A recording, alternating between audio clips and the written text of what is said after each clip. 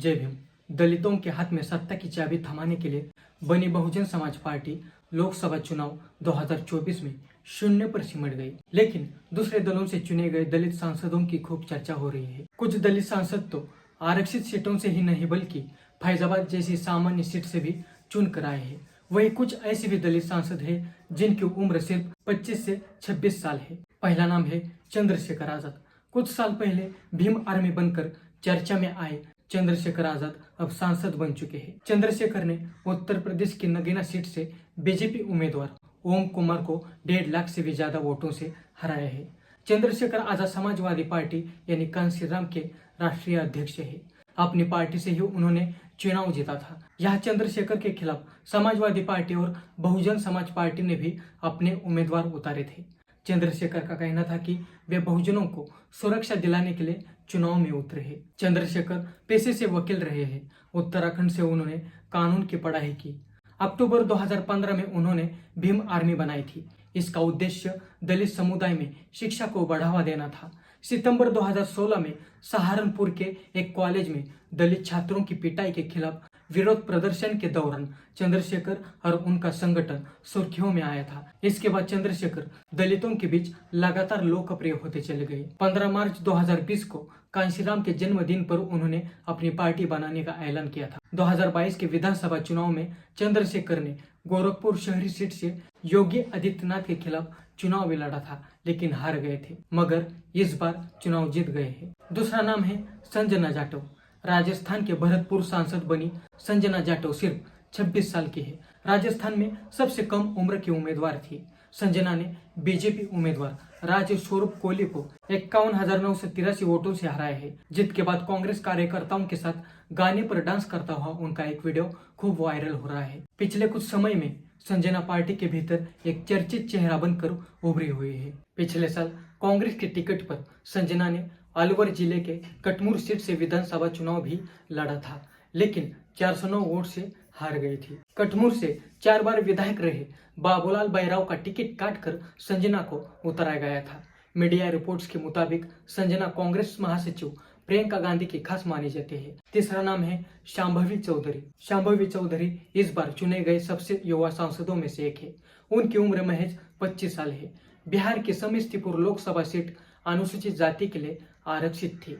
शांभवी पासी जाति से ताल्लुक रखते हैं। उनके पिता अशोक चौधरी बिहार सरकार में मंत्री है और मुख्यमंत्री नीतीश कुमार के करीबी माने जाते हैं। शांभवी ने बिहार सरकार के ही सूचना जनसंपर्क मंत्री महेश्वर हजारी के बेटे सन्नी हजारी को चुनाव में हराया था।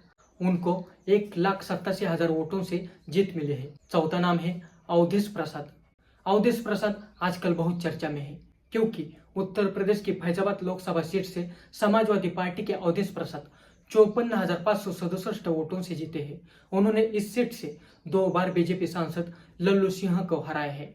उनकी चर्चा इसलिए भी हो रही है क्योंकि यह राम मंदिर का निर्माण के बाद बीजेपी की जीत आसान मानी जा रही थी। अवधेश प्रसाद समाजवादी पार्टी के संस्थापक सदस्यों में से एक है। 9 बार विधायक रह चुके हैं। पिछले विधानसभा चुनाव में वे मिल्कीपुर से विधायक चुने गए थे। माना जा रहा है कि दलित उम्मीदवार के पीछे न सिर्फ दलित जातियां बल्कि कुर्मी जैसी ओबीसी जातियां भी गोलबंद हो गई। पांचवा नाम है कुमारी शैलजा।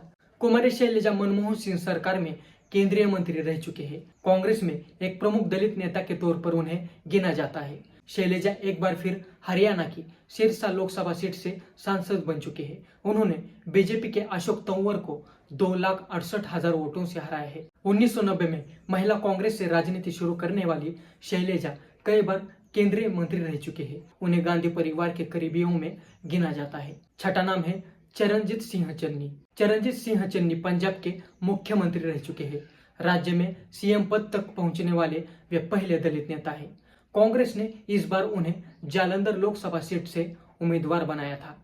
चन्नी ने बीजेपी के सुशील कुमार रिंकू को 1,75,993 वोट से हराया है। चरणजीत सिंह चन्नी के लिए ये बहुत बड़ी जीत मानी जाती है क्योंकि 2022 विधानसभा चुनाव में 2 जगहों से चुनाव हार गए थे। चरणजीत सिंह चन्नी पंजाब कांग्रेस का प्रमुख दलित चेहरा है। सातवां नाम है डॉक्टर वीरेंद्र कुमार। भाजपा नेता डॉक्टर वीरेंद्र कुमार लगातार 8वीं बार लोकसभा सांसद बने हैं। मध्य प्रदेश की टीमगढ़ लोकसभा सीट से उनकी लगातार चौथी जीत है। उन्होंने कांग्रेस के पंकज हरिवार को 4,03,000 वोटों से हराया है। इससे पहले वीरेंद्र कुमार खट्टिक मोदी सरकार में अलग अलग विभागों की उम्मीदवारी संभाल चुके हैं। अभी वे केंद्रीय सामाजिक न्याय मंत्री थे। मोदी सरकार के पहले कार्यकाल में वे अल्पसंख्यक कल्याण और महिला एवं बाल विकास विभाग में राज्य मंत्री भी रहे थे। इस चुनाव में आरक्षित सीटों पर भी भारतीय जनता पार्टी को बहुत बड़ा झटका लगा था। तो इस तरह से कुछ चर्चित दलित सांसद है जो चर्चा में है। मित्रों, वीडियो कैसा लगा कमेंट करके जरूर बताना। चैनल को अभी तक सब्सक्राइब नहीं किया है तो जरूर सब्सक्राइब करें। चलो मिलते हैं अगले वीडियो में। जय भीम।